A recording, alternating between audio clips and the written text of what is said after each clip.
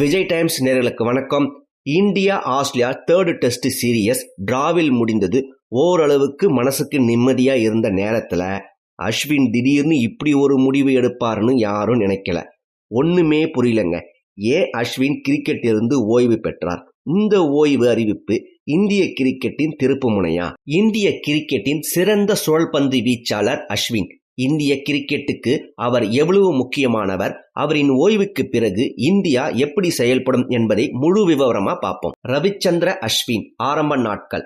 அஸ்வின் 2010 சர்வதேச கிரிக்கெட்டில் அறிமுகமானார்.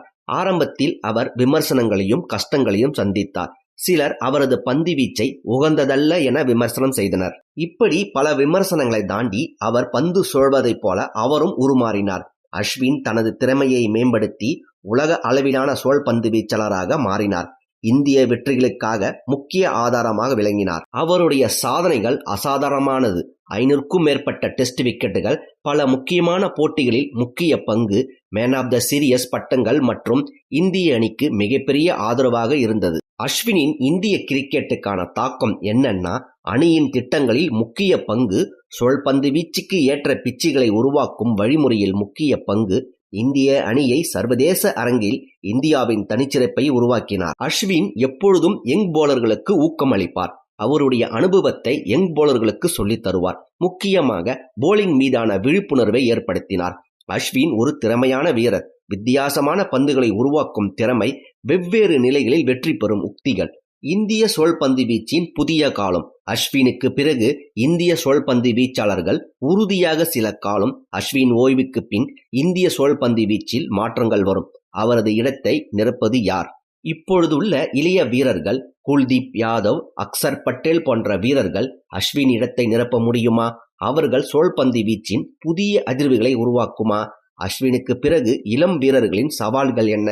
சர்வதேச போட்டிகளில் உள்நாட்டு அனுபவத்தை சரிசமமாக்குவது, போட்டி முறைகள் மற்றும் பிட்ச் நிலைகளை அணுகுதல். அஸ்வின் இல்லாமல் இந்தியா எப்படி? டெஸ்ட் கிரிக்கெட்டில் இந்தியாவின் நிலை. அஸ்வின் இல்லாமல் இந்தியாவுக்கு வெற்றி சாத்தியமா? புதிய தலைமுறையின் பங்கு என்ன? 3 விதமான கிரிக்கெட்டிலின் தாக்கம், அதாவது ஒரு நாள் போட்டி, டெஸ்ட் மேட்ச் மற்றும் T20 போட்டிகளின் அவரின் பங்களிப்பின் அளவை உணர்ந்து பார்க்க வேண்டும். ஒரு காலத்தின் முடிவு, புதிய காலத்தின் தொடக்கமும். அஸ்வினின் பாரம்பரியம்.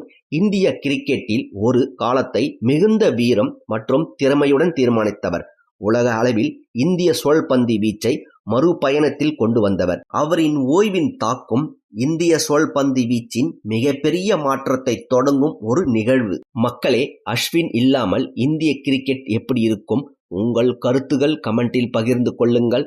உங்கள் ஆதரவை தொடர்ந்து விஜய் டைம்ஸ் சேனலை சப்ஸ்கிரைப் செய்யவும், லைக் செய்யவும், மற்றவர்களுக்கும் பகிரவும். மீண்டும் மற்றொரு பதிவில் சந்திக்கிறேன். நன்றி.